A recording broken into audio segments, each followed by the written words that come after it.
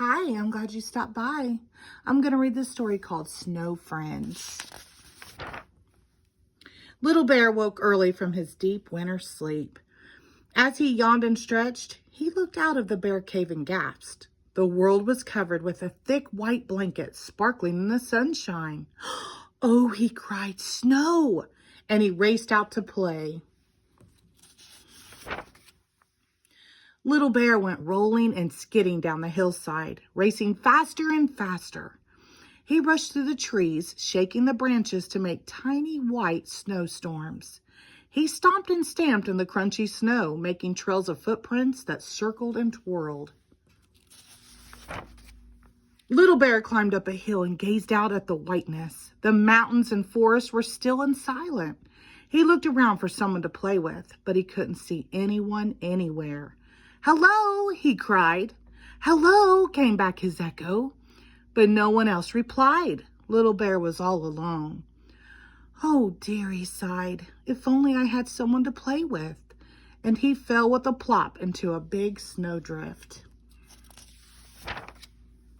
But then Little Bear had an idea. He began to make a snowball bigger and bigger.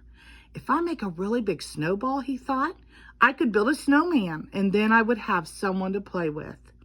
So he rolled and rolled a shiny, round snowman body, until it was nearly as big as he was. Little Bear was so busy with his snowball that he didn't see Otter swimming across the lake. "Hello," cried Otter, racing up. "What are you doing?" "I'm making a snowman, the best snowman ever," replied Little Bear. "Wow," said Otter, "that sounds like fun. Can I help?" "That would be great," said Little Bear. So they pushed and they puffed until they couldn't roll the snowball any further. Little Bear and Otter stopped for a rest, but just then they heard a muffled voice. "Hey, what's going on?" it cried. "Everything's gotten dark." "My snowball's talking," squeaked Little Bear. "No," laughed Otter. "The noise is underneath. Quick!" And together they pushed as hard as they could until the big snowball creaked away to one side. A rabbit popped up from his burrow. "Who turned off the light?" he said crossly. "Sorry," said Little Bear. "We're building the best snowman ever." "And it got stuck on top of your burrow," giggled Otter. "Funny snowman," said Rabbit, laughing. "It doesn't have a head." "We haven't made his head yet," said Little Bear. "You can help if you like." So Rabbit helped to make the snowman's head and gave him a big, happy smile. Then Otter went back to the river for some sticks. Little Bear found a few nuts left in his winter store. Rabbit picked out the very best carrot from his pantry. They built the snowman together, with Otter sticks for arms and the nuts from Little Bear's store for his eyes. Finally, Rabbit climbed onto Little Bear's shoulders and pushed the carrot nose in place. Otter laughed and cheered. "Hooray! The best snowman ever was finished."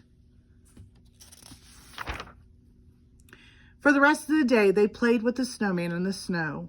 They played hide and seek and chase, and huge snowball fights left them giggling and gasping for breath. At last, as the sky turned orange and the sun set, the three friends talked about what games they would play the next day. "Let's go exploring," said Rabbit. "But what about Snowman?" said Little Bear. "We can't leave him all on his own." "Let's build him a friend then," said Otter. So they rolled and patted and shaped some more until they made a perfect little snowman.